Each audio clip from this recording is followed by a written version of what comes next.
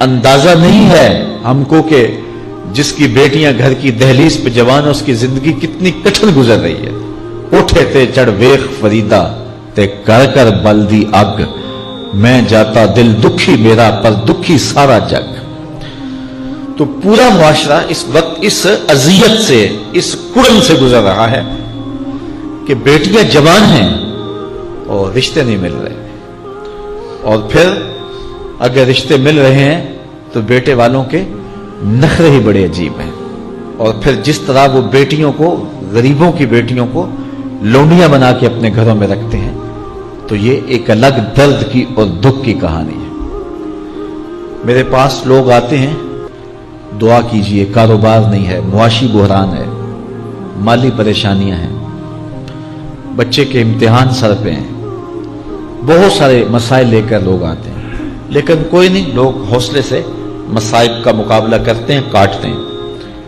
لیکن کچھ لوگ آتے ہیں دعا کے لیے تو بات کرتے ہی آنکھیں چھلکنے لگتی ہیں اور میرا دل بھی قابو میں نہیں رہتا. لوگ کہتے ہیں کہ حضرت دعا کرو, بیٹی سسرال میں دکھی ہے, اللہ سکھ دے دے.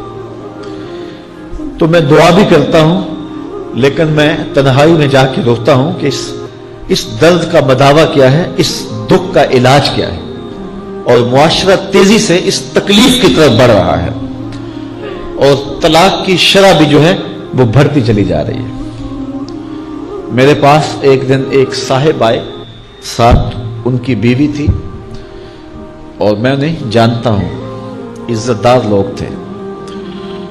تو انہوں نے کہا کہ ہم آپ سے کوئی تنہائی میں بات کرنا چاہتے ہیں.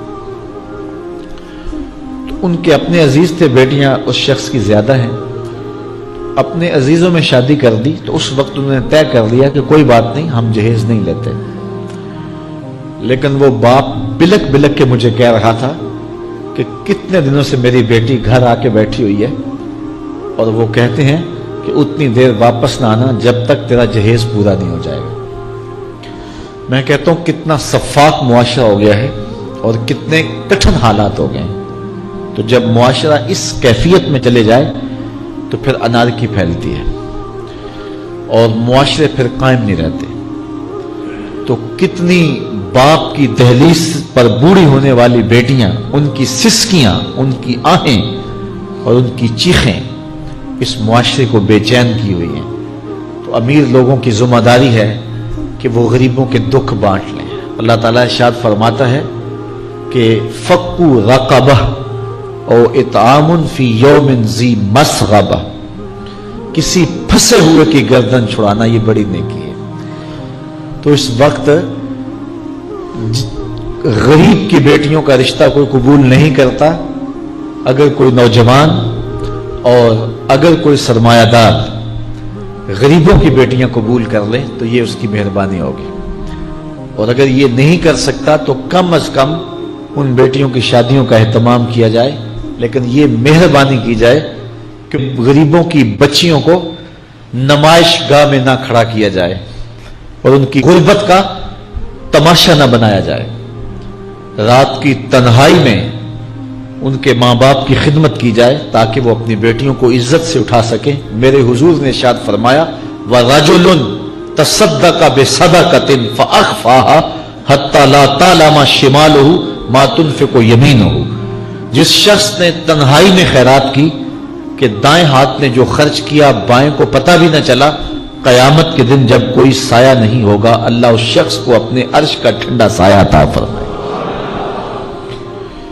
تو یہ جو اجتماعی شادیوں کا ماحول ہے, تو اگر اس کو ہم اس میں تبدیل کر لیں کہ غریبوں کی عزت نفس مجروح نہ ہونے پائے, تو اللہ تعالیٰ یہ توفیق نصیب فرمائے اور معاشرے کے اندر ایسے لوگ نکلیں جو معاشرے کے دکھ بانٹتے ہیں. اور علماء کو منبر و محراب سے زوردار آواز اٹھانی چاہیے کہ یہ جو رسم پیدا ہو گئی ہے جہیز کی, اور اس کے بغیر بیٹیاں گھر سے رخصت نہیں ہو سکتی ہیں, تو اس کو ختم کیا جائے اور اس کے خلاف عملی جہاد کیا جائے.